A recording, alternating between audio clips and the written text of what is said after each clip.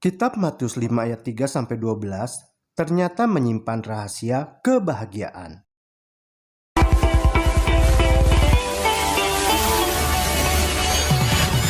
Matius 5 ayat 3-12. Ayat 3. Berbahagialah orang yang miskin di hadapan Allah, karena merekalah yang mempunyai kerajaan sorga. Ayat 4. Berbahagialah orang yang berduka cita, karena mereka akan dihibur. Ayat 5. Berbahagialah orang yang lemah lembut, karena mereka akan memiliki bumi. Ayat 6. Berbahagialah orang yang lapar dan haus akan kebenaran, karena mereka akan dipuaskan. Ayat 7. Berbahagialah orang yang murah hatinya, karena mereka akan beroleh kemurahan. Ayat 8. Berbahagialah orang yang suci hatinya, karena mereka akan melihat Allah. Ayat 9. Berbahagialah orang yang membawa damai, karena mereka akan disebut anak-anak Allah. Ayat 10. Berbahagialah orang yang dianiaya oleh sebab kebenaran, karena merekalah yang mempunyai kerajaan sorga. Ayat ke-11. Berbahagialah kamu, jika karena aku kamu dicela dan dianiaya dan kepadamu difitnahkan segala yang jahat. Ayat 12. Bersukacita dan bergembiralah, karena upahmu besar di sorga, sebab demikian juga telah dianiaya nabi-nabi yang sebelum kamu. Inilah resep kebahagiaan menurut Matius 5 ayat 3-12. Yang pertama, kita harus merasa miskin di hadapan Allah, seperti yang tertulis dalam ayat 3. Yang kedua, kita harus berduka cita atau menyesal atas kesalahan dosa kita, seperti yang tertulis dalam ayat 4.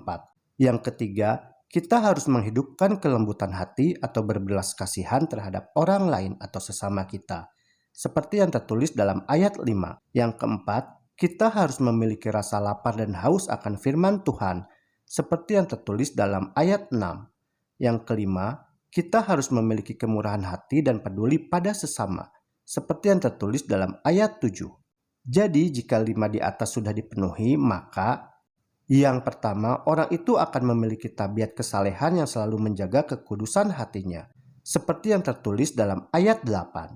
Yang kedua, orang itu akan selalu membawa damai, seperti yang tertulis dalam ayat 9. Dan puncaknya, orang tersebut akan berbahagia sekalipun orang tersebut menderita aniaya, seperti yang tertulis dalam ayat 10. Makanya, Yesus mengulang-ulangi kembali perkataannya yang sama.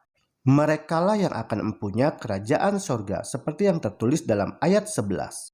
Dan untuk itu setiap orang Kristen yang hidup hari ini diamarkan dan diingatkan kembali oleh Yesus bahwa berbahagialah kamu jika karena aku, kamu, seperti yang tertulis dalam ayat 11, dicela, dianiaya, difitnah, dan bergembira serta bersukacitalah untuk semuanya itu karena seperti yang tertulis dalam ayat 12, karena yang pertama, besar upahmu di sorga.